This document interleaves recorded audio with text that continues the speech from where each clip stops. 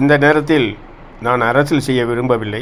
இருந்தாலும் மக்களோடு மக்களாக அவர்களுடைய சோகத்திலும் துன்பத்திலும் பங்கெடுத்து கொள்ளாமல் நீங்கள் சென்னை சென்றது நிச்சயமாக வருந்தக்கூடிய ஒரு செயலாகவே பார்க்கப்படுகிறது.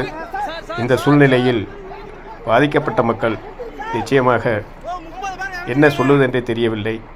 இந்த பாதிக்கப்பட்ட மக்களுக்கு என்னுடைய இரங்கலை தெரிவித்துக் கொள்கிறேன்.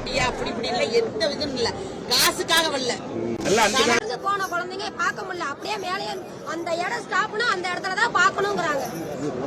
இன்னைக்கு மக்கள் உயிர் போயிருச்சு. இந்த மக்களுக்கு பதில் யார் சொல்றது? யார் பதில் தரணும்?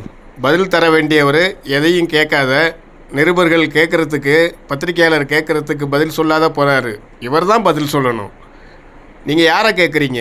எந்த நேரத்தில் நீங்கள் நியாயத்தை கற்பிக்கிறீங்க? இந்த தவறுகள் உங்கள் வீட்டில் நடந்திருந்தால் நீங்கள் என்ன செஞ்சுருப்பீங்க? இந்த பதிலை தருவீங்களா? நீங்கள்லாம் இந்த துயர சம்பவம் அந்தந்த குடும்பத்துக்கு வந்திருந்ததுனாக்கா இப்படிலாம் பேச மாட்டாங்க.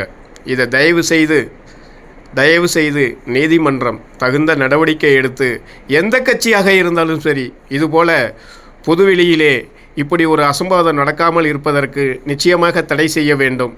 தடை செய்தால்தான் இது போன்ற துயர சம்பவங்கள் நடக்காது என்பது இந்த காணொளி மூலமாக நான் தெரிவித்துக் கொள்கின்றேன்.